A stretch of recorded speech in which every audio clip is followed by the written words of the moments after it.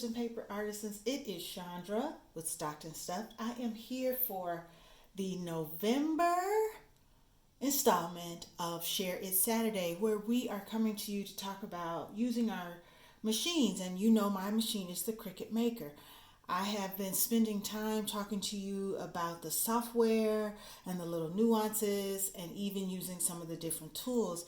And I thought I'd back up because now you know how to use the machine, which the software is the hardest thing, as I've told you before. And you know how to use those three buttons on the machine and swap those blades out and use all the different tools that come with it.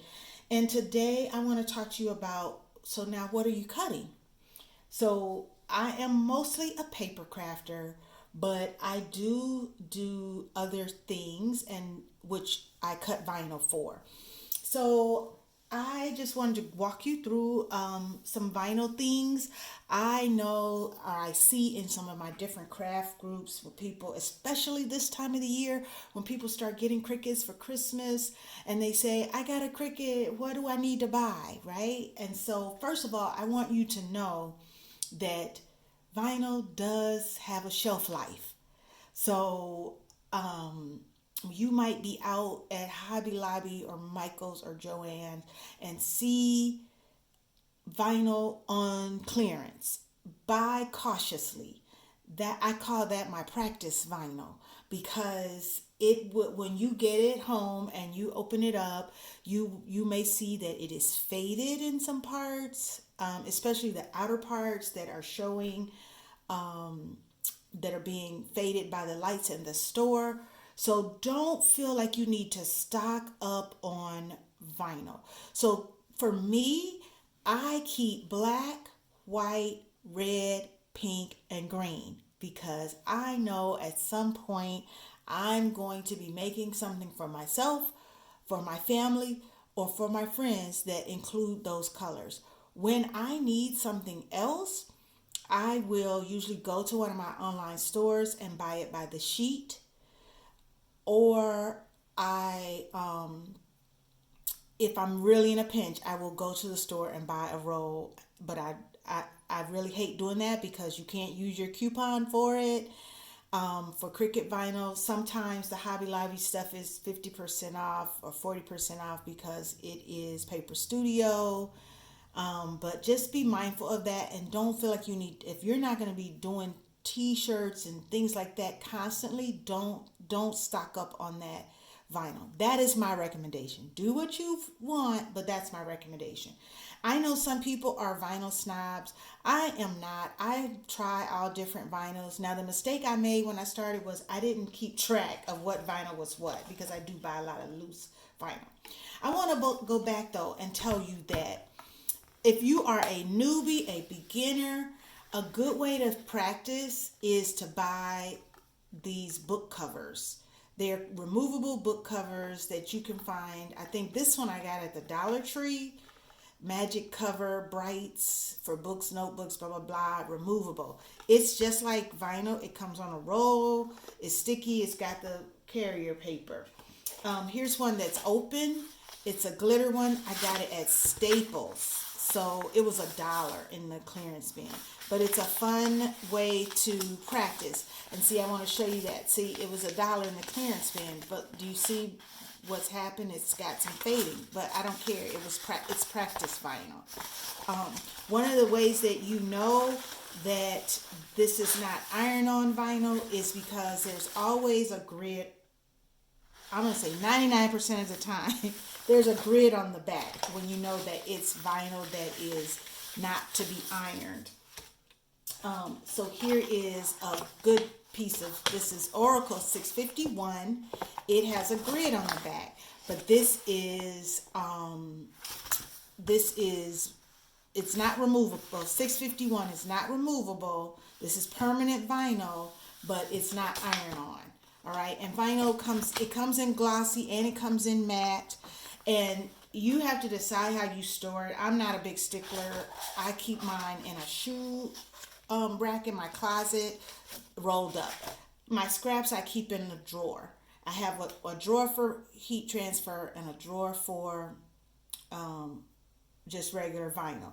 I don't really do a lot of removable vinyl unless it's practice vinyl, and then I have a few pieces that I use because I do this banner at church and I change it, like for Women's Day. I like playing with new textures. This is flock. Now, the mistake I made was I bought a ton of it. I don't know why I thought I was going to use all this pink flock. I have 2 rolls like this. And I used some in June, and it was giving me fits about sticking, and I think because it's expiring. So that's why I'm giving you that note. So I did that. It sticks, but even when I wash my shirt, I kind of have to turn it inside out and go over it again because it's not I think it's just kind of expiring. This is a Joann's vinyl roll. They kind of started selling this after. I love foil. I think it's so pretty. So I bought it. I bet you I bought it on sale. Haven't opened it yet. So I'm probably going to have trouble with it when I do get to it. I haven't made a lot of anything lately that requires vinyl. So this is permanent. It's 36 inches long, and that's another thing to pay attention to. I'm going to show you why. You have to be careful about, when you're buying for a project, you need to really pay attention to the measurements. So this is 36 inches, so you get a yard. But this sizer, now I bought this one on clearance because I have used this before. I had a roll I used before. I know I'm taking my chances with buying it on clearance, but I just wanted it. It's the Heritage Collection. They usually just sell it around Black History Time.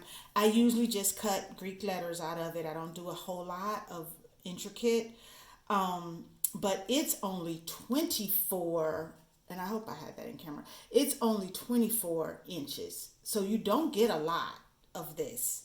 All right. Then sometimes some of my online stores have sales, or sometimes people in my different Cricut groups will say, oh, you can get, a sheet of blah, blah, blah for $1. And so you do that, and if you don't pay attention, you get, this isn't even 12 inches. So let me see how much it is. So you have to pay attention and don't just think you're getting a ton of vinyl, especially when it's on a good sale. So this is about 7.5 inches by 12, and not even quite 12. So it's a really funny cut. It's about 11 3/4 by 7.5, but it's the glittery colors. I thought it was pretty. It was some kind of bundle pack. But again, it starts to expire, and you see this is pulling away. So I haven't bought vinyl because I have too much vinyl and I'm not, using it. So I just will kind of work on what I have and try to get rid of it. I do have some, I decided to do this for you all today because I have some t-shirt orders that I'm going to fill here this weekend. So I'm going to pull that out. Now, during the pandemic, Amazon was doing a lot of vinyl in just like black and white. So I did buy a couple of rolls of that, or a roll of black, a roll of white, in the heat transfer. So, so remember that vinyl that's not iron-on has the grid on the back, and vinyl that is usually has this kind of it's thicker, and it looks like it's got like a coating, and there's a shiny side. And so remember, shiny side is always down, and so you need to make sure that you mirror in your software and shiny side is down. It may seem weird to have the shiny side down, but when you start to weed it, it will make sense to you. So when you talk about tools that you'll need some type of weeding tool. I use I have 2 different ones I use. I use a set that I got from Harbor Freight, which I like. And I think I have a Cricut one, or either We Are Memory Keepers. But I like something a little sturdier than that pink one at the Dollar Tree. So you need something that's got a little more sturdiness to it. So the last two things I'm going to show you that's not vinyl is one is cutting fabric. So I have the pink fabric cutting mat for my Cricut.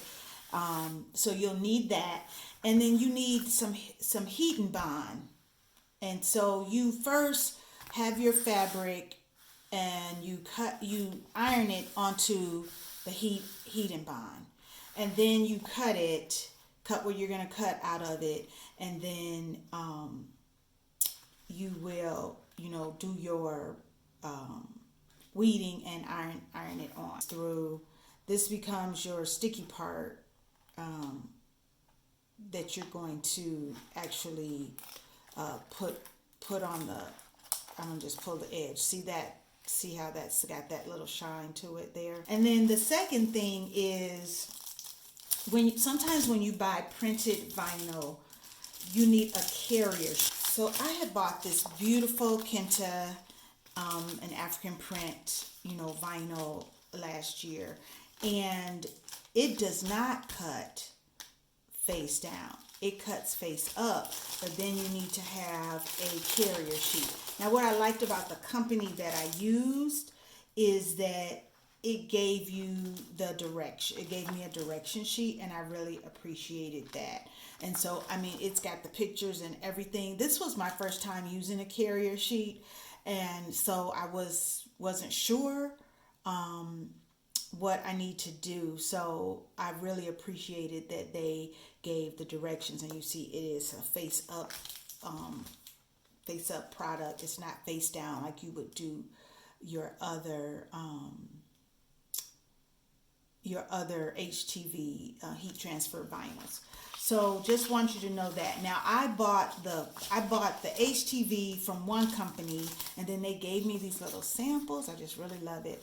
And then I bought the carrier sheet from another company.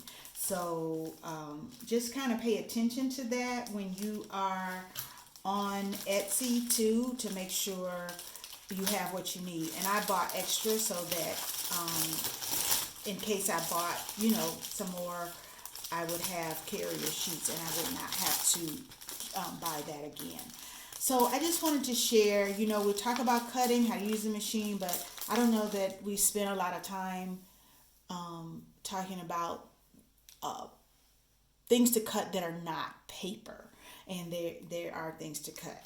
All right, so thanks for watching. Have a great Saturday.